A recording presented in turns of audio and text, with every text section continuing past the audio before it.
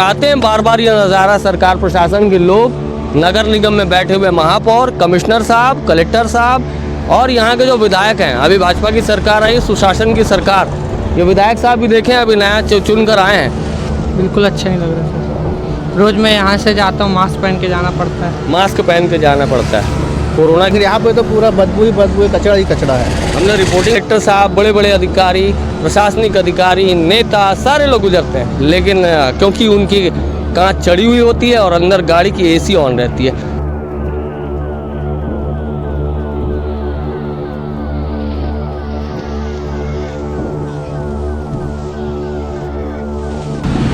देश की सरकारें कहती हैं कि देश ट्रिलियन, मिलियन, बिलियन इस तरह से विकास की परिसीमन को तय करता जा रहा है और लगातार जो विकास की ऊंचाइयां हैं, आसमान की बुलंदियों तक पहुंचाने की कोशिश हो रही है, की जा रही है। बड़े बड़े नेताओं के बड़े बड़े वादे और इस तरह से जनता को एक बातें अपनी समझाने की कोशिश होती है।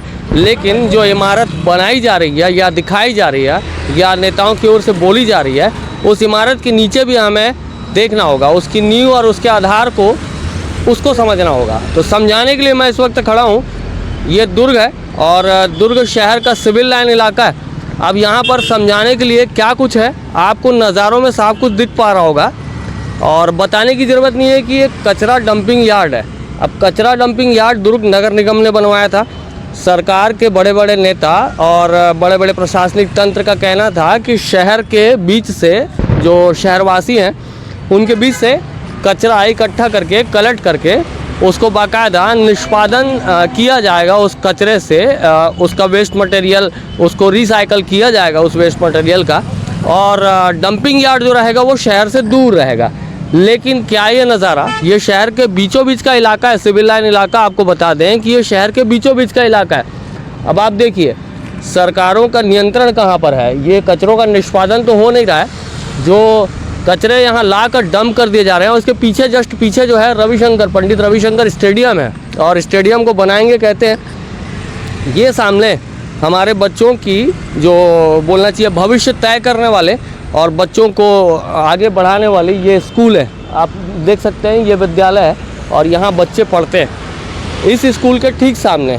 और उधर खेल मैदान है, शिक्षण समिति दुर्ग लिखा हुआ है और वहाँ आगे जो है कॉलेज वगैरह भी खुला हुआ है। तो ऐसी शैक्षणिक संस्थाओं के सामने में, जहाँ इतना जो ये चौड़ी सड़क आप देख पा रहे हैं जो जेल तिराहा तक जाती है, और इस तरफ अगर आप जाएंगे तो दुर्ग नगर निगम की ओर जाएंगे।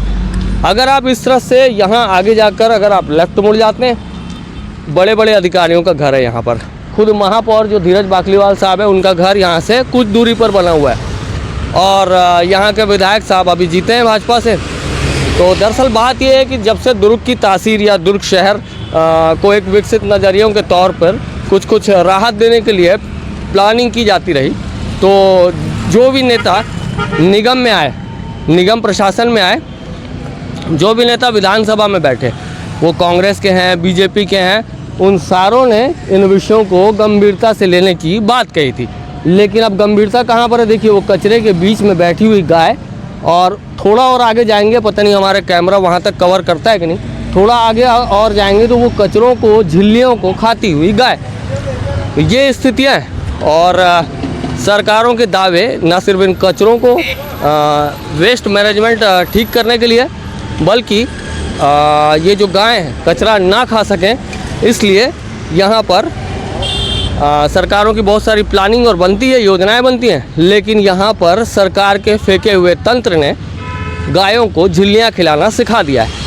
अब मेरे साथ में कुछ लोग हैं, यहाँ से आप गुजरते हो, ये शहर के बीच में है, कैसा लगता है आपको? ऐसा लगता है कि आप स्कॉटलैंड में हो? नहीं, बहुत बदबू मारता है और अभी भी बदबू मार रहा है बहुत ज़्यादा ही। हम कितने, मतलब बोलना चाहिए, तकलीफ के साथ में यहाँ से रिपोर्टिंग कर रहे हैं। हमें भी स्कार बांधने की नौबत आ चुकी है कि यहाँ खड़े रहना, मतलब 5 मिनट से ज़्यादा खड़े नहीं हो, 5 मिनट के, 1 मिनट भी नहीं, 1 मिनट के नहीं खड़े हो सकते ना यहाँ पास। तो बहुत बदबू मारता है। ये जो सरकार कहती है कि प्रशासनिक तंत्र को हमने लगा दिया, शहर के कचरों को हम लाते हैं, यहाँ इकट्ठा करके उनका निष्पादन करते हैं। वो दिखाइए ज़रा, गाड़ी अंदर आ रही है, ऊपर से दिखाइए, गाड़ी शहर के कचरों को बटोर कर आ रही है और वहाँ पर उसको डंप किया जा रहा है। और ये जो महिलाएं हैं ये बेचारी कचरा उठाती हैं, जाकर घर घर से कचरा बीन कर लाती हैं और उनको यहाँ पर डंप किया जाता है। क्या लगता है किसी नेता में, किसी अधिकारी में इच्छा शक्ति है? नगर निगम 4 कदम पर है। हाँ, नगर निगम के महापौर 4 कदम पे रहते हैं। हाँ, 4 कदम पे रहते हैं। यहाँ बड़े बड़े अधिकारियों का घर है सिविल लाइन में। हाँ, घर है ना। और सभी लोग का मेरे ख्याल से कलेक्टर साहब भी इसी रोड से गुजरते हैं। आना जाना होगा सभी का। तो यहाँ से कलेक्टर साहब, बड़े बड़े अधिकारी, प्रशासनिक अधिकारी, नेता, सारे लोग गुजरते हैं। लेकिन क्योंकि उनकी कांच चढ़ी हुई होती है और अंदर गाड़ी की AC ऑन रहती है। आप क्या चाहते हैं आगे एक अच्छे नागरिक के नाते क्या होना चाहिए यहाँ पर? ये शहर से कितना दूर होना चाहिए और इस जगह इस तरह के नज़ारों को देखकर क्या वोट करने का मन करता है किसी नेता को? मेरे हिसाब से यहाँ पे ना शहर के बीचों बीच जो डंप है ये रहना नहीं चाहिए। यहाँ पे साफ सुथरा गार्डन जैसा रहना चाहिए ताकि किसी कोई पब्लिक आए तो यहाँ पे बैठ कर उसको देखे, उसका नज़ारा ले। लेकिन यहाँ पे तो पूरा बदबू ही कचरा ही कचरा है। हमने रिपोर्टिंग में बताया भी, ये देखिए ये भविष्य तय करने वाले स्कूल हैं बच्चों का। ये आगे कॉलेज है, सुराना कॉलेज। ये स्थितियाँ हैं। क्यों भाई, आप लोग यहीं रहते हैं? जी भैया। कहाँ यहाँ से गुजरते हो तो कैसा लगता है इस नज़ारों को? बेकार लगता है, बहुत बेकार, बहुत बेकार। पूरा दुर्गंध है चारों साइड। हम तो खड़े हैं अभी 1 मिनट 2 मिनट अभी रिपोर्टिंग हुई है। ये बरसात के मौसम में ज़्यादा होता है। अच्छा। एनी टाइम रहता है। यहाँ से गुजरता हूँ मैं, रोज़ गुजरता हूँ सुबह। ये हटाना ही चाहिए, जल्दी हटाना बहुत चाहिए। दिक्कत है। यहाँ से बड़े बड़े नेता अधिकारी हाँ। सभी तो जाते हैं। यही एक ही दिक्कत है, ये कंपोस्ट हटाना चाहिए यहाँ से। कंपोस्ट हटाना चाहिए। वो इधर ही ठीक। गाय भी अंदर है जो वहाँ पर कचरा खा रही है। अब ये गाय की सुरक्षा कैसे होगी जब झिल्ली खा जाएगी वो? दिल्ली खाएगी तो कहाँ बचेगी गाय। आप कहाँ रहते हो भाई? क्या करते हैं आप? सर यहाँ कॉलेज में आते, पॉलिटेक्निक कॉलेज में पढ़ रहे हैं। अब आपके कॉलेज के सामने है और या आसपास ये इन कचरों को इस तरह से फेंका है। इसी सड़क में, ये VIP सड़क कहते हैं इसको, इसके सड़क के बगल में ये इस तरह से हालत है। कैसे लग रहा है आपको? बिल्कुल अच्छा नहीं लग रहा सर। रोज़ मैं यहाँ से जाता हूँ, मास्क पहन के जाना पड़ता है। मास्क पहन के जाना पड़ता है। कोरोना की याद दिला देता है ये जगह। यस सर, हैं? Yes sir. क्या होना चाहिए यहाँ के नेता और प्रशासन को? क्या कहना चाहते हैं आप? यहाँ की जल्दी से जल्दी सफाई कराना चाहिए सर। सफाई कराना चाहिए या इसे हटा दिया जाना चाहिए यहाँ से? हटा देना चाहिए सर कचरा पूरा। ये जनता की मांग है देखिए साफ तौर पर। और एक बार नज़ारा भी एक बार फिर से देखिए, क्योंकि ये नज़ारे कड़वे हैं और हम चाहते हैं बार बार ये नज़ारा सरकार प्रशासन के लोग, नगर निगम में बैठे हुए महापौर, कमिश्नर साहब, कलेक्टर साहब और यहाँ के जो विधायक हैं। अभी भाजपा की सरकार आई, सुशासन की सरकार। ये विधायक साहब भी देखें, अभी नया चुन कर आए हैं।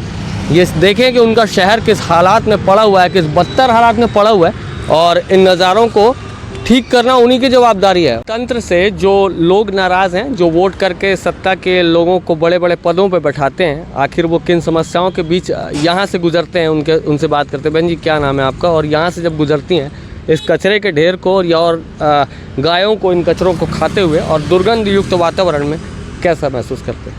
बहुत गंदा लगता है, बदबू आती है बहुत ज़्यादा।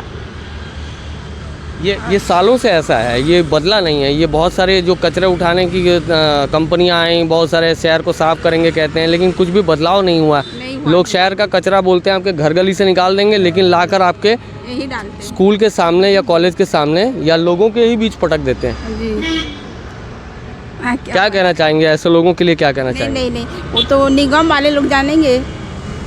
कचरा ये निगम का है ना, तो उन्हीं लोग डलवाते हैं तो डालते हैं।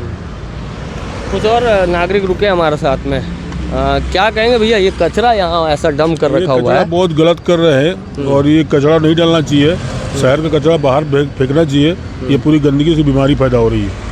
मतलब जिन लोगों को हम वोट करके सत्ता पे बैठाते हैं, वो लोग इस तरह से न्याय कर रहे हैं, बताइए जनता के साथ में। अभी कोई महामारी फैल जाएगी, हम आप यहाँ 5 मिनट से ज़्यादा खड़े नहीं हो सकते हैं, क्योंकि यहाँ इतनी दुर्गंध है कि खड़े होना सफोकेशन हो रहा है। मुझे बात करने में असहजता हो रही है। नहीं, सही बात है, ये गंदगी है, लोग बीमार हो रहे हैं ये सब चीज़ों पे। ये सब चीज़ों पे सत्ता को ध्यान देना चाहिए। जितने हमारे यहाँ के विधायक हैं, महापौर हैं, इनको सबको ध्यान देना चाहिए, ये गंदगी न फैलाना। सभी का घर यहीं पर है भैया। महापौर साहब यहाँ पास में रहते हैं, बड़े बड़े अधिकारी यहीं रहते हैं, कलेक्टर यहीं रहते हैं। हो सकता है सारों के जो अपने दफ्तर जाने का रास्ता यही हो, नगर निगम का दफ्तर पीछे है। इन लोगों को क्या दिखता नहीं है? इन लोगों को लगता है शीशे चढ़े रहते हैं और AC ऑन रहती है। AC में बैठे हुए हैं भैया, उनको क्या मालूम, उनको जनता क्या कर रही है क्या नहीं कर रही, जनता बीमार पड़ रही है क्या है क्या नहीं, उनको क्या मतलब। उनको इसलिए चुना ही गया है कि आपको इन चीज़ों को ठीक करना है या व्यवस्थित करना है। तो हमारा काम है, हमारा कर्तव्य है, हम पत्रकारिता लगातार करते रहेंगे। समाज के अच्छे बुरे पहलुओं को दिखाना हमारा दायित्व है। इस दायित्व को आप तक पहुंचा रहे हैं। आगे देखते हैं इन खबरों पे सरकार प्रशासन या फिर कोई नेता कोई इनिशिएटिव या कोई कदम उठाता है, या फिर हमारी ये रिपोर्टिंग और भी जैसे पत्रकारों ने की है रिपोर्टिंग, उन रिपोर्टिंग्स की तरह बेकार चली जाती है।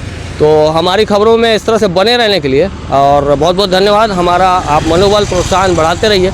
कमेंट बॉक्स में आपकी राय ज़रूर रखिएगा कि इस तरह के तंत्र को संचालित करने वालों के साथ क्या सलूक होना चाहिए, इस तरह के तंत्र को ठीक करने के लिए क्या होना चाहिए। आपकी राय कीमती है, ज़रूर रखिएगा। मेरा नाम है शशिकांत तिवारी, चैनल का नाम है नेशन फर्स्ट एबीके। बहुत बहुत धन्यवाद।